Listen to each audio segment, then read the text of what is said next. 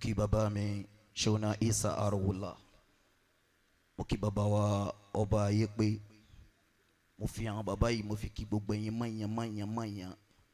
kò sí bó ṣe kákòókò kan mi lójú tán mo gbọ́dọ̀ kí yín torí ẹ̀yin náà là ń kí tọ́lọ́run fi ń kí wa táyé fi ń kí yín lára wa annakiratu ba'dal ma'rif ọlọ́run ní fi ṣàdáhùn bò fún yín walahumma la taj'alkum mudghatan lil madghi bin-nuri habibina al-karim maulana Muhammad rasulullah. mo kí al-mudhif al-yawm bàbá wa owó ní kókó ọlọ́run ní sọ pé òun ò ṣe mọ́ nínú ayé yín o wala la ilaha illallah. mo kí àwọn ọ̀gá wa tí wọ́n ń bẹ lórí fídì síwájú káwa tó máa bẹ gbogbo kí gbogbo ẹ̀yin bàbá wa tí ẹ ti ń jẹ́ Zakiru tẹ wá ní kémi náà wà tọ́bẹ̀ la àti Zakira ọlọ́run ní jẹ́ wọlé láyéláyé binuri maulana Muhammad rasulullah sallallahu alaihi wasallam. بسم الله مقلا قل ولا مقلا فاتح صلاة الفاتح مقلا هادية لمحمد رسول الله هادية لشيخ أحمد التجاري هادية لغوث الأعظم الشيخ الحاج إبراهيم ياس هادية لشيخ مرابي ومرشدي ومنقذي ووسيلتي إلى ربنا مولانا الشيخ محمد السعيد بن نصر الكنوي الصوفي رضي الله تعالى هادية لهادرتي مولانا شعلي رازم هادية إلى هادرة مولانا شو محمد الجبريم المعرف هادية إلى درة مولانا شو سيد علي الزيزي هادية إلى درة مولانا شو ماجد يس هادية إلى درة مولانا شو تجاني يس ديالو تلا هادية إلى درة مولانا شو سلطان أولياء مولانا شعب القادر جيداني وقيداني قد صلوا سيراه هادية إلى درة مولانا أمير الأولياء كبريت الأمارة شمس الأكيكة مولانا شو جامي بولانا هادية إلى درة مولانا شو سليم الجزولي هادية إلى درة مولانا شو نويل أكيمي هادية إلى درة مولانا شو مرتضى البازازي هادية إلى درة مولانا شو فولان شو فاقبا هادية إلى درة مولانا شو عبد العزيز الفلكي إلى كل أدرة كل الأولياء جميعا وعلى عباد الله الصالحين آمين.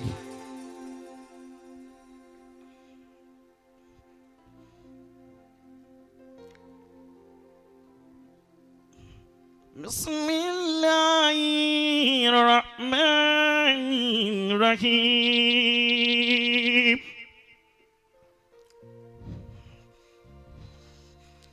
الذين آمنوا وتطمئن قلوبهم بذكر الله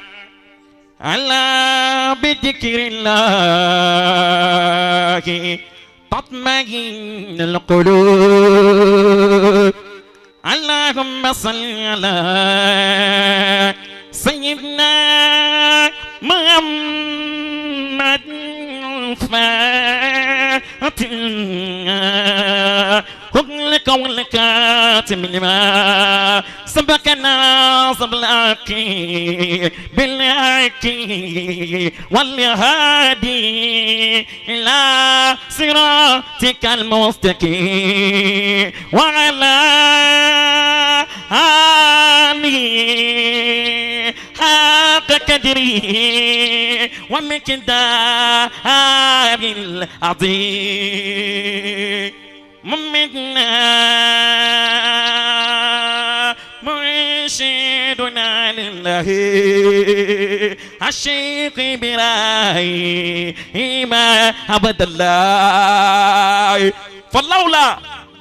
الشيخ على حاج إبراهيم لن أكون ذاكرا بيوباش إبراهيم أيوة لما بمي كمينا ما داسيت كمينا ما شزكيري مولانا لو جايا لو شوالا تو جاكو بينا ما دولينو تمينا ممنا مرشدنا لله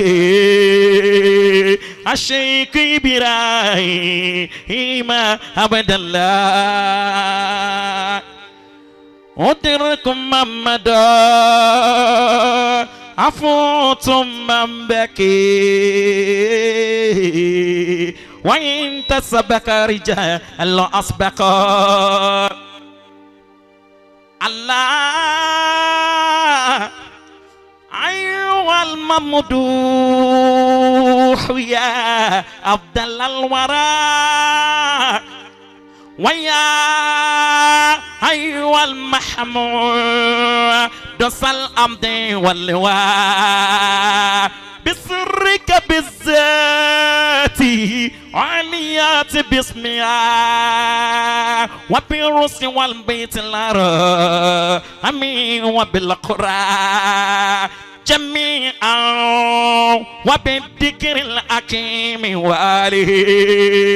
والأسماء والأفلاك والنجم والسرى كرايا لدى الماء قبيل هباه قبولي وتطهيري ورفع كتاهي ويصمتني في القادم ناسيه ويكمل أمداهي ليوم اللقاء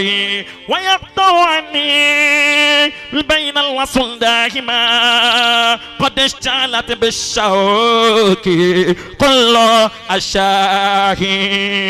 شيخنا إسا أروه الله عين الله أروه الله عين محمد أروه الله قلب محمد أروه الله عينه عين محمد فهمه فهم محمد قلبه قلب محمد جسمه جسم محمد يده يد محمد مولانا شيخنا عيسى روح الله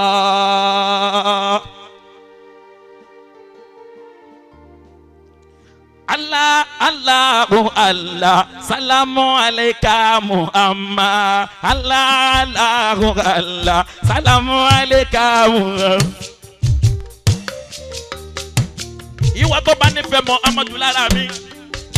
tó rí mi pé mo jòkó sórí kẹ̀kẹ́ àmọ́ orí Muhammadu ìmọ̀lẹ̀ ànábì ni núrù Muhammadi.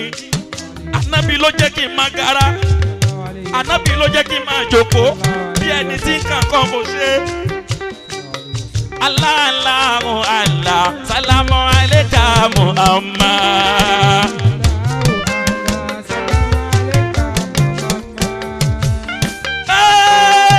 Baqitu durali irfani jamsul mafawiza ilala daratele oliya walil faidi aiza بربي رسولي لا أحمد سيدي وسيت إلى محبوب نتل جوائز فإن داعش أكيد في كل مشهد بمشهد عيني ذات أصول مراكز وأطول ما قد أبني كل ما أمكي إلا لدرت العليا ولا كنت رمزا وصلنا إلهي نفسي دار الآخرة عملوا إلى ما ليس في شرع جائزة بيومن رسول لله بي ومرشد بسرد لكل أمدا قد سيت فائزة عليه صلاة الله ثم سلامه بأن أسمل أعدى ومسا وبارزة عليه صلاة الله ثم سلامه تصيب بيا من دمني برابا ويا سي بابا سي أروغولا سي بابا سي أروغولا ويا سي بابا سي أروغولا سي بابا سي أروغولا Bulayi, Koli Bulayi, say Baba, say Arula. La Baba ni Talon Bafo, Kiwana de le Dorire, say Baba, say Arula. Baba wa MC wanting for me, Ishara, say Baba, say Arula. àlì ìṣàrà tù tẹ́kífìlì akílì mọ̀ wí o ṣé bàbá ṣé àrògò lára mọ́sálẹ́ ara sí yìí fún àtúntò wọ́n ká ṣe lọ́sí bá kádà àdúrà gbìlẹ́kì wọ́n á rí ilẹ̀ sọ́ọ́ tẹ̀síkì wọ́n á rí akẹ́kẹ́ jìrì yìí wọ́n mi kì í dá ilẹ̀ àṣẹ wọ́n kí gbogbo ẹ̀yin mọ̀nyẹ́ àgbàlagbà tẹ̀yìn àná màmá tẹ́ pọ́n lábẹ́ ilé lára mi ọlọ́run ní jẹ́ wálé láyé Allah wala quwwata illa billahi aliyil azim shukran tamaman lakum wa shukran jazilan wa jazakumullahu khairan jazaa.